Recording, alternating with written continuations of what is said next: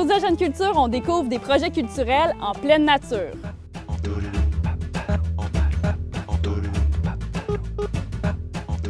Catherine Gadouri, on se retrouve ce matin devant la conduite forcée du Parc naturel régional de Port-Neuf. Tu as utilisé ce lieu-là, entre autres, pour une programmation de films avec les Brunantes, un projet qui s'intègre au paysage du parc. Explique-moi un peu ta démarche par rapport à la sélection de ces œuvres-là dans le contexte du parc. Bien, c'est un festival de cinéma en forêt, donc on utilise les éléments de la nature, les sentiers, les pierres, les arbres, pour diffuser des films. Puis l'idée, c'est d'être assez, d'être en dialogue avec cette nature-là. Parce que, tu sais, il y a toutes sortes de choses qui se font en forêt, mais moi, je trouve qu'il faut aborder ça avec discrétion un peu, parce que la nature est si belle. Puis je pense qu'il y a bien des gens qui se trompent, tu sais, quand ils débarquent avec leur haut-parleur, puis leur projecteur, puis tu sais, qui font du bruit, puis finalement vont avaler cette nature-là. C'est pour ça que c'est beau ce qui se passe ici pendant les Brunantes. Il y a une sorte de vrai dialogue intime, parce que ce qu'on vient chercher dans la nature, je pense, on l'a vu particulièrement pendant la pandémie, c'est une sorte d'apaisement.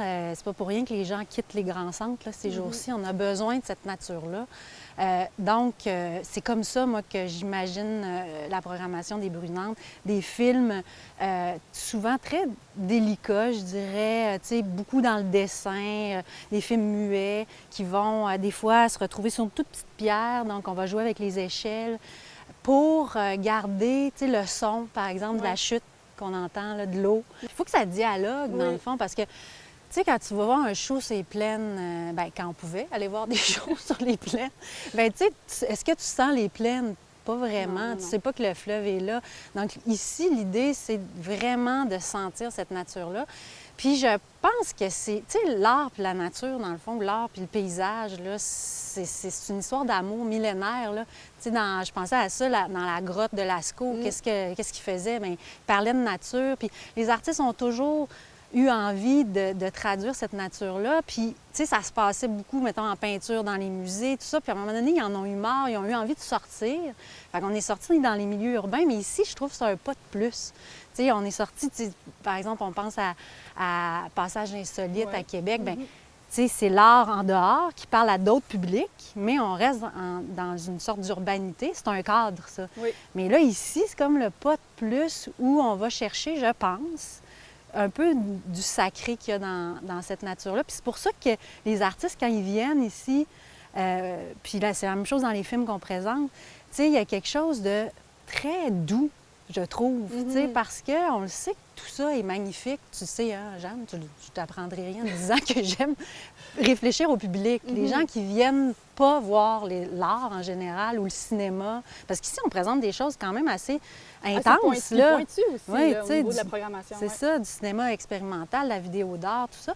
Mais, tu sais, la personne qui ne rentre pas en galerie parce qu'elle est gênée, parce qu'elle se trouve niaiseuse de rien comprendre, ou qui n'ira pas à l'opéra, ou qui n'ira jamais voir du cinéma expérimental au FIFA, bien, elle vient ici parce qu'il y a quelque chose de familier avec le parc. Tu sais, elle a marché le sentier ici au parc. Fait qu'elle sait qu'elle connaît les lieux. Fait que c'est comme juste une espèce de petit supplément qui lui permet d'aller vers l'art plus facilement.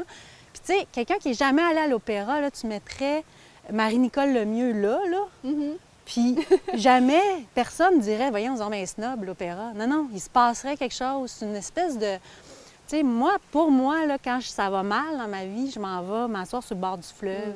Puis je me dis, tu sais, c'est une cathédrale, cette affaire-là. Fait que quand tu rajoutes de l'art là-dedans, c'est drôle, ça m'émeut de parler de ça. Puis ça devient accessible. Oui. Quand on fait le repérage, là, ça, c'est un beau moment quand même. On se promène, puis là, on fait... Tu sais, c'est drôle, on se met à regarder des roches comme on n'a jamais regardé une roche de notre vie. Là. Tu regardes là, elle est ronde, elle est parfaite, elle est là, elle est assez éloignée de l'autre. Puis après ça, on réfléchit à ce qu'on peut projeter là-dessus en essayant que ça soit en vraie relation.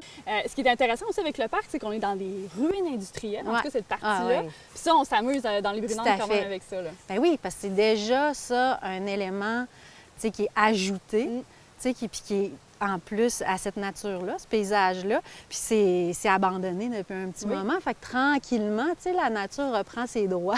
Fait que tu joues, c'est comme deux éléments ajoutés dans cette nature-là. Fait que c'est vraiment...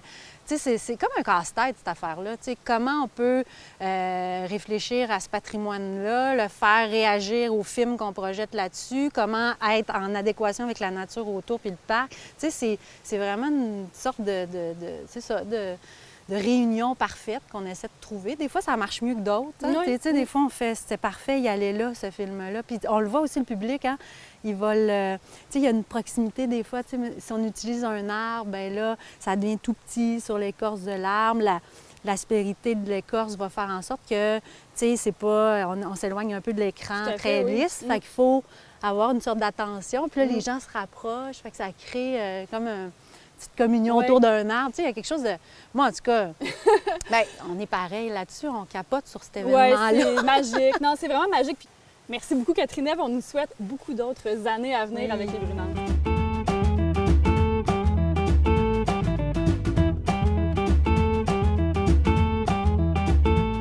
Plusieurs artistes portnevois s'inspirent du paysage. Entre champs, fleuves et montagnes, la région a tout pour nourrir l'imaginaire. C'est le cas de Micheline Beauchemin, une artiste lissière reconnue internationalement pour ses œuvres tissées. Son travail de la lumière s'inspire depuis toujours du Saint-Laurent, qu'il a vu grandir à Sorel et terminer ses jours à Grondines. Née en 1927, elle étudie à l'École des beaux-arts de Montréal, en pleine fièvre automatiste. Elle profite du boom de la construction des années 60 pour prendre une part active à l'intégration des arts à l'architecture. Elle réalise alors des œuvres monumentales, dont l'étincelant rideau du foyer Maisonneuve à la Place des Arts à Montréal et celui de l'Opéra du Centre national des arts à Ottawa.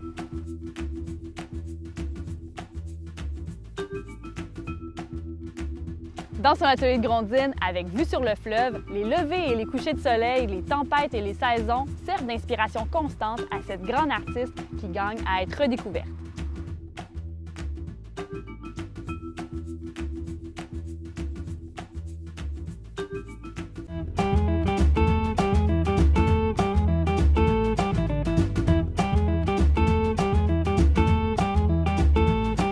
Laurence P. Lafaille, on se retrouve dans l'ambiance automnale du Parc naturel régional de Portneuf aujourd'hui parce que les Incomplètes, vous êtes en montage d'un parcours artistique à la Cidrière poétique pour le projet Berce-moi qui nous occupe avec nos chaises berçantes aujourd'hui. Comment tu as choisi le parcours? Comment les différentes stations aussi ont été intégrées, choisies dans le paysage? Bien, déjà, Berce-moi, c'est un projet qui s'est réalisé en 2 volets, si on veut. Donc, tout le mois d'août, à chaque samedi, on allait faire des happenings berçants impliquant des artistes, un noyau d'artistes qu'on avait convoqué et la population qu'on invitait à venir se bercer avec nous sur les quais de la MRC de Portneuf. Donc, déjà, il y avait cette première mise en valeur du territoire sur les 5 quais. Puis, on avait envie de conclure ce projet autour des berçantes dans le parc régional de Portneuf, qui est un endroit sublime. Puis il faut dire qu'on est attaché depuis longtemps à l'idée d'implanter des propositions poétiques dans l'espace public ou dans des espaces naturels pour en faire ressortir le caractère poétique. Donc, cet écrin-là, qui est le sentier de la Cidrière dans le parc régional, nous a vraiment inspirés. C'est comme une forêt enchantée. Donc, dès qu'on l'a visité, tout de suite, on visualisait quelles installations on pouvait y intégrer. À la lumière du travail qu'on fait globalement, qui est vraiment une démarche à la fois performative, mais à la fois installative, on a voulu que le parcours reflète cette démarche-là, en fait, qu'on mène depuis plusieurs années, en ayant 13 stations qui sont soit installatives avec de la photo, de la vidéo, de la sculpture cinétique ou encore des stations performatives, soit des performances musicales ou des actions performatives, on peut dire un peu comme des tableaux vivants.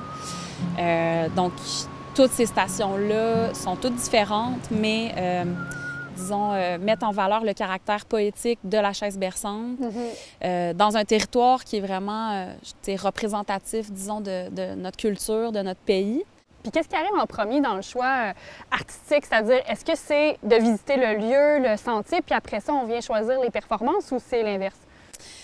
Bien, ça a été un amalgame, en fait, parce que dans le parcours, on a vraiment intégré des œuvres qui existent déjà, mais qu'on remet en contexte différemment. Tu sais, des œuvres qui étaient, par exemple, exposées dans des lieux de diffusion, d'exposition, en galerie, qui, tout d'un coup, qu'on vient installer ici, dehors, dans la forêt, dans un contexte extérieur. Donc, ça les fait résonner d'une manière complètement différente. Mais on a aussi créé des nouvelles propositions pour ce parcours-ci. Fait que c'est vraiment... Tu sais, le projet Berce-moi, il s'inscrit dans une démarche qui dure depuis déjà 5 ans, qu'on a appelé pour nous le cycle des berceuses, qui est vraiment un processus de recherche de longue haleine autour des chaises berçantes, des femmes qui se bercent et des berceuses qu'on chante. Puis ça fait 5 ans qu'on s'intéresse à ces questions-là, à ces thématiques-là, puis qui prennent ancrage dans les notions de mémoire collective, de transmission entre les générations, du féminin dans l'enfance, la jeunesse, l'âge adulte et la vieillesse, du patrimoine qui nous préoccupe beaucoup. Fait que c'est un peu toujours ça, en fait. Je pense que tous nos derniers projets en extérieur visent à mettre en relation le patrimoine matériel et immatériel. Oui, qui se retrouvent en même temps dans un seul endroit parce que, il faut le dire, Les Incomplètes, vous êtes aussi, en fait, vous êtes une compagnie de théâtre. Vous réalisez la majorité de vos projets en salle. Et là, de faire des projets que vous faites depuis plusieurs années déjà en extérieur, est-ce que c'est en dichotomie avec les projets à l'intérieur en salle ou on vient nourrir les deux démarches ensemble? Je pense que ça participe vraiment de la même intention, en fait. Qui est l'intention d'amener des moments de contemplation au public. La seule différence, finalement, c'est qu'en salle, le public vient à nous, puis dans l'espace public, c'est nous qui venons au public. Puis ces allers-retours-là sont vraiment importants pour nous. De plus en plus, on intègre soit la parole ou la présence des citoyens, je ne sais pas comment les appeler, là, mais disons les non-artistes, dans nos travaux, dans nos différentes recherches. Puis on dirait que de plus en plus, on cherche cette présence-là, à créer du dialogue entre les artistes et les non-artistes. Tous les projets visent un peu la même chose, des temps d'arrêt, une mise en lumière de la mémoire collective, une revendication du patrimoine avec tout son potentiel poétique, mais traité d'un point de vue contemporain. Puis c'est ça, proposer des moments de contemplation qui soient à l'intérieur dans un cadre très scène professionnelle ou lieu d'expo professionnel ça nous permet des choses qu'on ne peut pas se permettre dans un espace naturel comme la forêt ici, mais ça résonne quand même de façon super forte pour nous. Est-ce qu'il y a un enjeu, est-ce qu'il y a un challenge à être dans le paysage comme tel plutôt que de le représenter? Bien, on pourrait parler des enjeux techniques, mais je pense pas que c'est ce qui nous intéresse le plus. On salue les monteurs de l'exposition. Bien, c'est comme si tout d'un coup, en fait, en te parlant, là, je réalise que la question du dehors et du dedans nous préoccupe depuis 10 ans, depuis qu'on a commencé à travailler, puis qu'on est constamment en aller-retour en mettant l'extérieur à l'intérieur ou l'intérieur à l'extérieur. Dans le cas du parcours ici, on propose l'intégration du mobilier intérieur qui est la chaise berçante et ces différentes représentations qu'on amène à l'extérieur. Donc, je sais pas, je pense qu'en fait, cette espèce de dichotomie-là, de dehors-dedans, pour nous, d'emblée, ça fait ressortir des dimensions poétiques, métaphoriques, ça décale, ça nous amène dans l'extra-quotidien, en fait. C'est beaucoup ça qu'on cherche, créer l'extra-quotidien pour déplacer un peu les gens intérieurement, puis les positionner dans une autre forme de réalité, mais en étant dans le connu.